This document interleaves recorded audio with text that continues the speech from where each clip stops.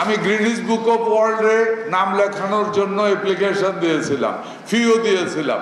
আমি গত 17 বছর 18 বছর একটা প্রোডাক্টের উপরে আমি কাজ করেছি। আমি আবারও বলি, আমি ব্যক্তি জীবনে বিজ্ঞানী নই। আমি কাজ করেছিলাম কারকিউমিনের উপরে। পৃথিবীর কারকিউমিন মার্কেট কন্ট্রোল করে আমাদের প্রতিবেশী দেশ। তাদের প্রোডাকশনে কারকিউমিন লেভেল 5.5 এভারেজ, হাইস্ট তারা উৎপাদন করেছিল 7%। আমি চ্যালেঞ্জ করেছিলাম যে নো, আমার নর্মাল উৎপাদন হবে 7+, স্পেশাল উৎপাদন হবে বিশ্ব রেকর্ড।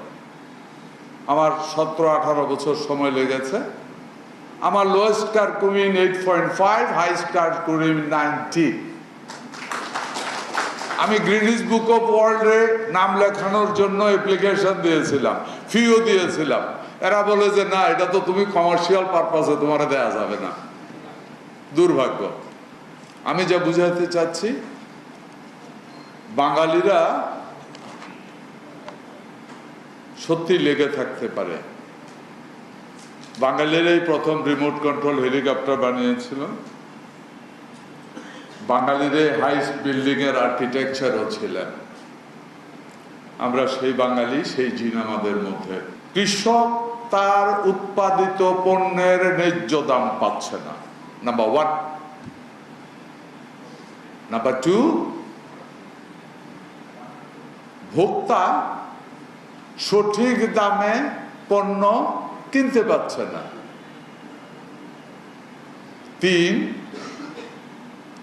এগ্রিকালচার সেক্টরে এগিয়ে যেতে হলে রিসার্চের প্রয়োজন। সুতরাং সরকার রিসার্চে ইন্টারন্যাশনাল স্ট্যান্ডার্ড অনুযায়ী যেই পরিমাণ বাজেট রাখার কথা ওই পরিমাণ রাখছে না। আমি ব্যক্তি জীবনে ব্যবসায়ী এবং ব্যক্তি জীবনে একদম পিওর কৃষক। আমি সবখানে এটা বলি এবং আমি প্রাউড ফিল করি। আমি যখন সংসদে দাঁড়িয়ে বলছি আমি কৃষক, আগের দিনে কৃষকের ফুট এই কথা স্বীকার করতে কিন্তু সবাই একটু লজ্জা বোধ করতো। এমন একটা ভাব যে নবাব বাড়ির ঠিক পশ্চিম দিকে যে বাড়িটা, তার লগের বাড়িটাই আমাদের। কৃষকের ফুট এটা বলতে স্বীকার করে না, শুরু করতো নবাব বাড়ি দিয়া। এটা ছিল বাস্তবতা। আমি বললাম আমি কৃষকের পুত, স্পিকার বলে কৃষকের পুত, অনেক এমপিরা বলে হ্যাঁ আমিও কৃষকের সন্তান। আমার কাছে ভাল লাগছে।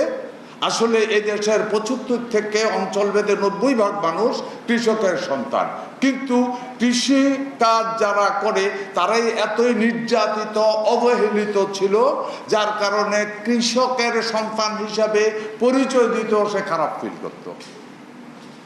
দিনে দিনে এই মুহূর্তে নতুন প্রজন্মে আপনি দেখেন, স্পেশালি নর্থ বেঙ্গলে বহু ইয়াং জেনারেশন রাজশাহী ইউনিভার্সিটি। আমি কিন্তু কৃষিকাজের জন্য বিভিন্ন অঞ্চলে এই মিনিস্ট্রির আগেও আমি ঘুরে বেড়াই। ইউনিভার্সিটি বন্ধ হলে সে তার বাড়িতে গিয়ে, বিশেষ করে নর্থ বেঙ্গলে, বাপের সাথে জমিতে কাজ করে।